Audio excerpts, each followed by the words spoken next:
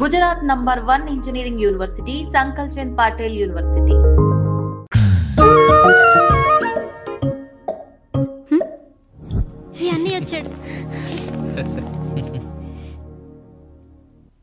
పిల్లల గదిలోకి వెళ్ళారా? వెళ్ళారండి. మీరెంత ఏంటి ఇంత రాత్రి అయినా ఇంకా పడుకోలేదా? మీరు లేనిది ఎప్పుడైనా పడుకున్నామా అన్నయ్య? అందరం కలిసే కదా పడుకునేది మావయ్య. సరే సరే, అందరం పెద్దోడి గదిలో పడుకుందాం. ఈ రోజు వాడి శోభనం కదా, అసలే కొత్త. పక్కనుంటే ధైర్యంగా ఉంటుంది. పక్క నుండి దగ్గరుండి జరిపిద్దాం. పదండి.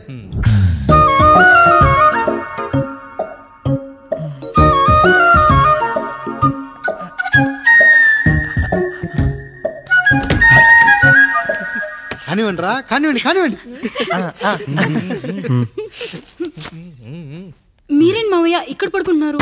అదేంటమ్మా పెద్దోడా, చెప్పలేదా? మేమంతా కలిసే పడుకుంటామమ్మా.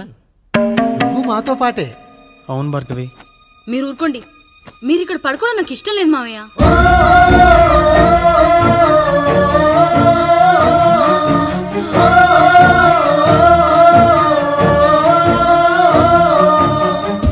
అదేంటమ్మా అలా అంటావు? ఎన్నో చూసాం, ఎన్నో చేశాం. దుక్కి దున్ని కోత కోయకుండానే ఈ విత్తనాలన్నీ మొలకొచ్చాయంటావా తల్లి? అవన్నీ నాకు తెలియదు మావయ్య. మర్యాదగా బయటికి వెళ్ళండి.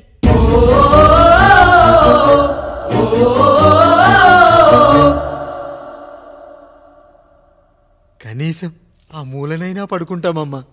నువ్వైనా చెప్పరా పెద్దోడా? అంటే తను ఇబ్బంది పడుతుంది కదా నాన్న.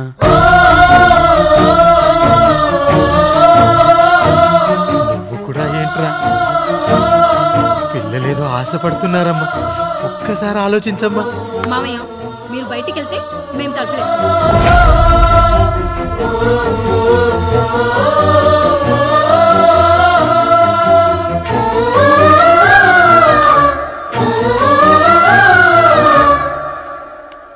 వేసుకోండి అమ్మా, వేసుకోండి.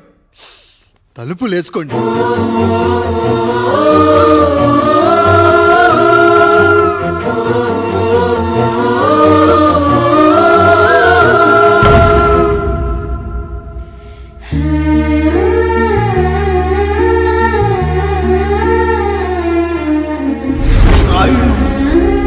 బిడ్డలు జాగ్రత్త. ఈ రోజు నుంచి వీళ్ళంతా నీ తమ్ముళ్ళు చెల్లెళ్ళు కాదు, నీ బిడ్డలు.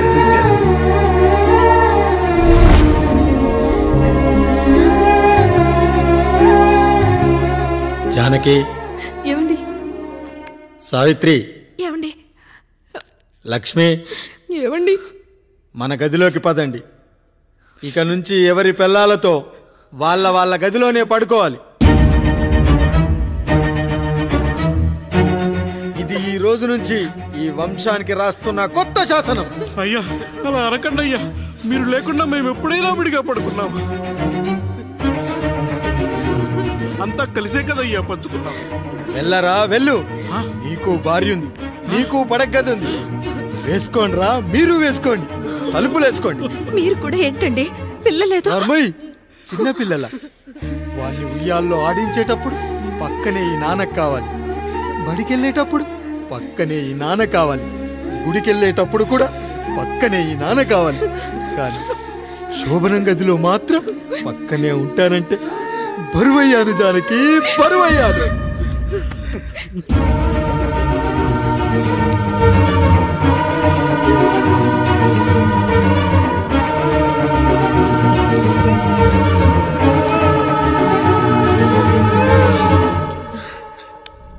ఏంటండి ఇంకా అదే ఆలోచిస్తున్నారా? ఎలా మర్చిపోగలను లక్ష్మి?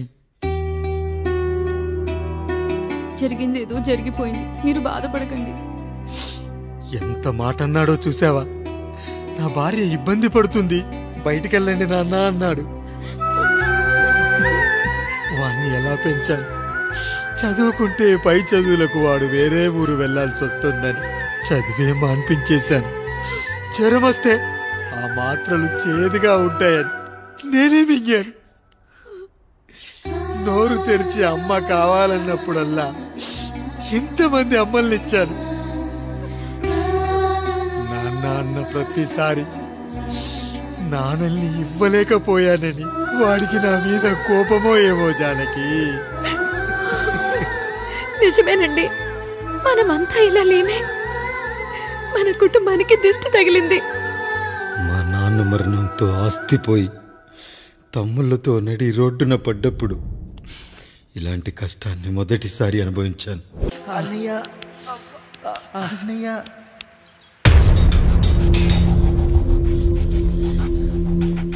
అయ్యా అయ్యా, ఏంట్రా రోడ్డు మీద కాలు కాలుతున్నా సరే తమ్ముళ్ళు చెప్పులు లేకుండా నడుస్తున్నారయ్యా, చెప్పులు లేకుండా నడుస్తున్నారయ్యా.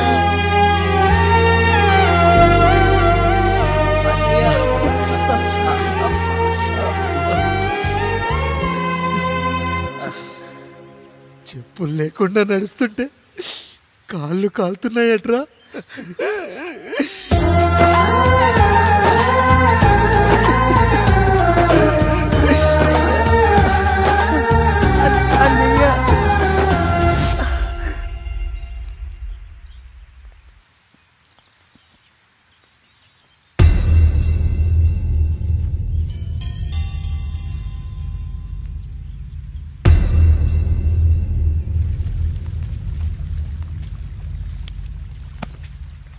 ఏరా కాముడు, అయ్యా బాధపడుతున్నావా?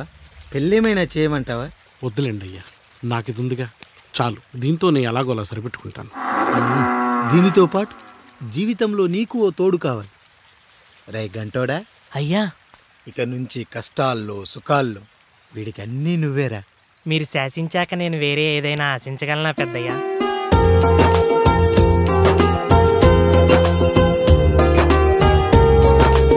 నీ గురించి కాదురా, మీ అక్కది చాలా గొప్ప మంచి మనసుని విన్నాను. ఈ కాముడికి ఆ రాముడి గుళ్ళో పెళ్లి చెయ్యి. అయ్యా, దాన్ని పెళ్లి చేసుకుంటే దాని భర్త చనిపోతాడని జాతకంలో ఉందయ్యా. మీరంతా కలకాలం ఉంటారంట్రా. వీడు పోతే నేను లేనా, చూసుకోలేనా? నువ్వు పెళ్లి చెయ్యి, పెళ్లి చేయరా.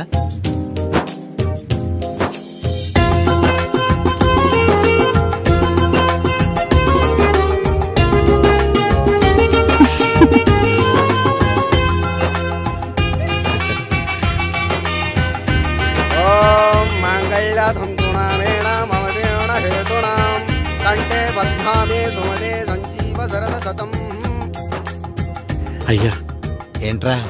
మీ చేత్తో నాకు దొంగగా జీవితాన్ని ఇచ్చారు, ఇప్పుడు ఒక భర్తగా భార్యనిచ్చారు.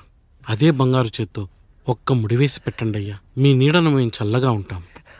రెట్టలకు పిట్టై లోలోనే దాచే అందం, మట్టలకు చెట్టై పట్టుంచే సంబంధం, చుట్టలకు పెట్టై దాచుంచే ఓ సుమగంధం, గట్టుపై తొట్టై నీరిచ్చే అనుబంధం, సిగలో చుండ్రల్లే లోతైనది బంధం, దులిపే బలమున్నా అది రాలిపోని నేటి సంబంధం.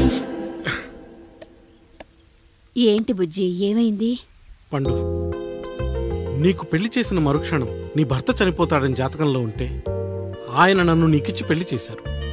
నేను పోతే నా భార్య పరిస్థితి ఏంటయ్యా అని అడిగితే నేను లేనారా అన్నారు. ఆయన చేసిన త్యాగం మామూలు త్యాగం కాదు. ఒకవేళ పొరపాటున నాకేమైనా జరిగితే? అయ్యయ్యో, అంత మాట అనకండి. మీరు వేరే చెప్పాలా? మొన్నటిదాకా తమ్ముడు, ఇప్పుడు ఈ కాముడు, తర్వాత రాయుడు.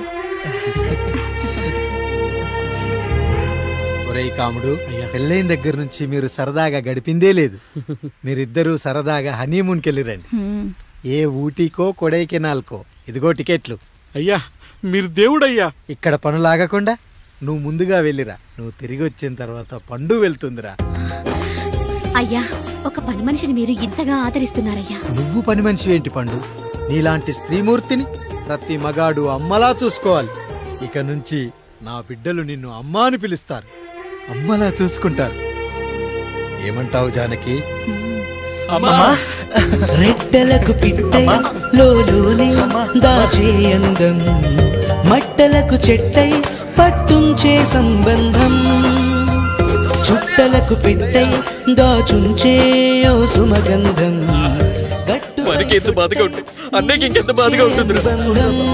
సిగలో చుండ్రల్లే బాధ నా బాధ కాదట్రా. దులిపే బలమున్నా అది రాలిపోని మేటి సంబంధం.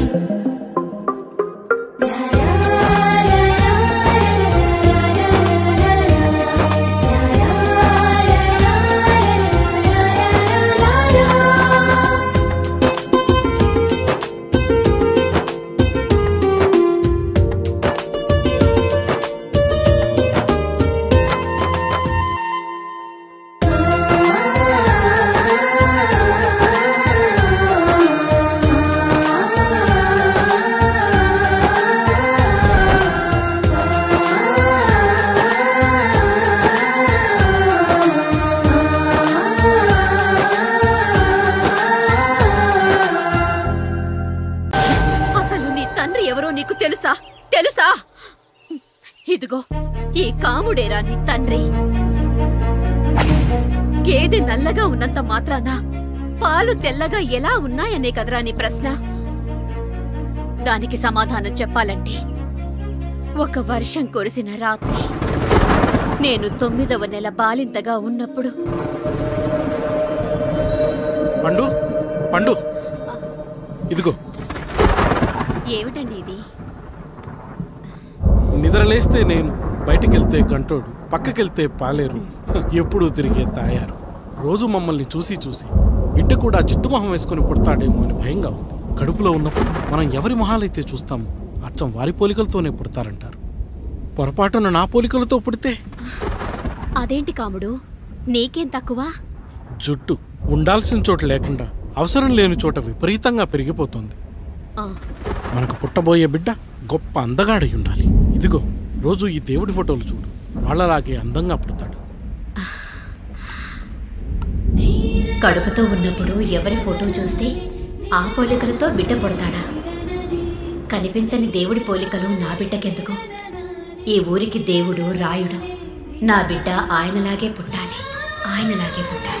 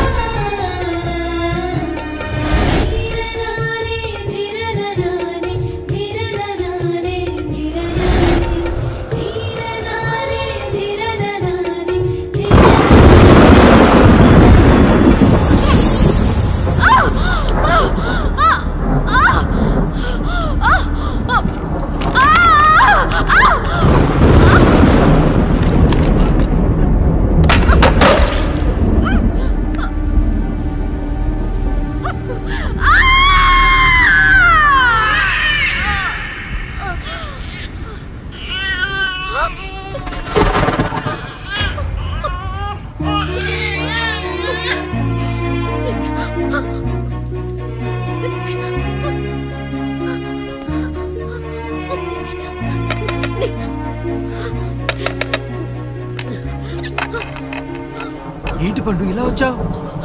అయ్యా, తప్పు జరిగిపోయింది పెద్దయ్యా. ఏం జరిగింది? అసలే నువ్వు ఒట్టి మనిషి కూడా కాదు.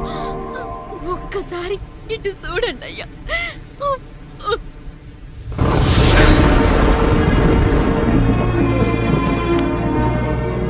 వీడేంటి అచ్చం నాలా ఉన్నాడు? అసలేంటి, ఎందుకు ఇలా జరిగింది? నువ్వు ఎప్పుడైనా చీకట్లో పంపు సైడ్ దగ్గరికి వచ్చావా? మరి అమలాపురంలో శివాలయం దగ్గర రత్నాలు నీకేమైనా అమ్మవుతుందా? పిఠాపురంలో పద్మ, రామాపురంలో లక్ష్మి, కాకినాడలో సుజాత. అయ్యో దేవుడా, అసలు ఇదంతా ఎలా జరిగింది పండు? అయ్యా, ఇదంతా కాముడి వల్లే అయ్యా, కాముడి వల్లే. కాముడా? కాముడి కుటుంబానికి నాకు ఏం గుర్తు రావట్లేదే. ఎన్నని గుర్తు పెట్టుకోగలను నేను మాత్రం? అయ్యా, అది కాదయ్యా.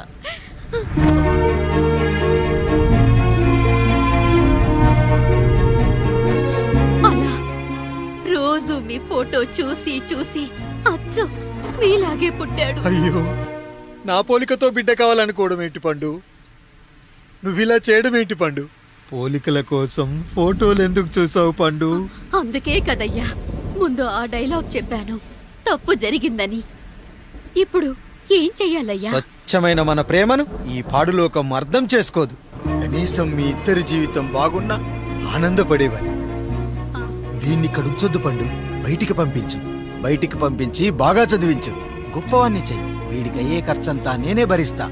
అవసరమైతే ఆ డబ్బు కాముడి జీతంలో కట్ చేద్దాం. అయ్యా వెళ్లే ముందు వీడికొక పేరు పెట్టండి అయ్యా. వీడు ఇంకో రాయుడు, అంటే ఇంగ్లీష్లో అండ్ రాయుడు అండ్ రాయుడు.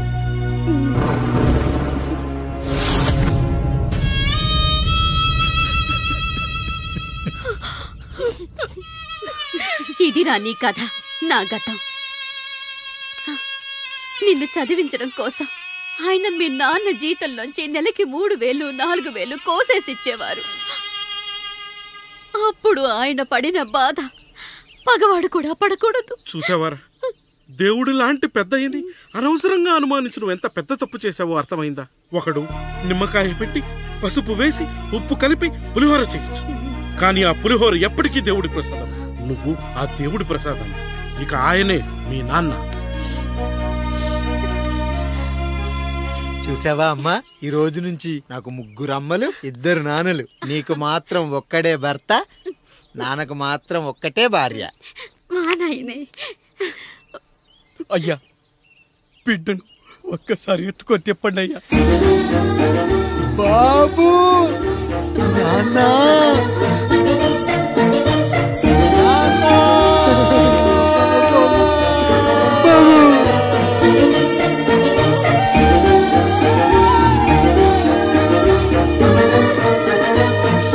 నన్ను క్షమించు నాన్న. ఇప్పటికైనా నిజం అర్థం చేసుకున్నావు. అది నాకు చాలురా, చాలు. చాలదు నాన్న, నిన్ను ఏలెత్తి చూపిన జనంతో చెయ్యెత్తి దండం పెట్టించాలి. అన్నయ్య కంటే ఆస్తి ముఖ్యమనుకున్న మన కుటుంబానికి గుణపాఠం నేర్పించాలి. ఇక నాకు వదిలే నాన్న, నేను చూసుకుంటా.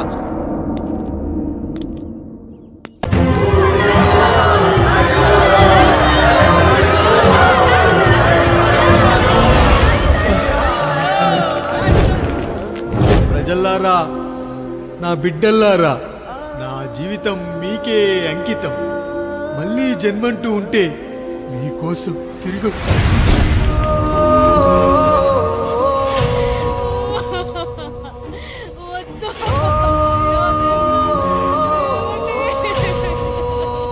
వద్దయ్యా, వద్దు, వద్దయ్యా, వద్దయ్యా.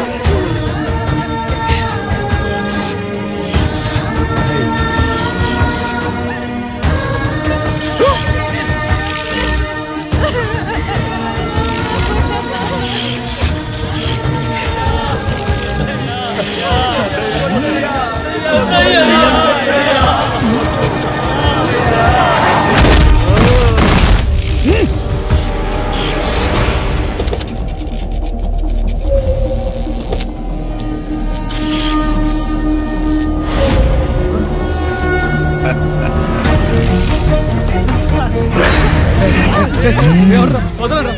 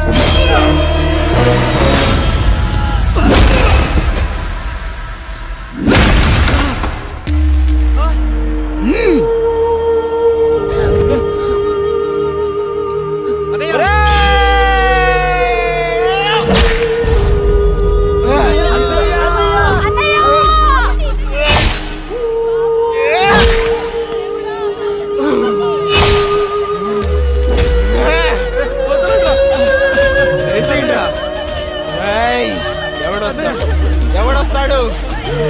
నిన్ను కాపాడటానికి ఎవడొస్తాడు? ఏసేంట్రా?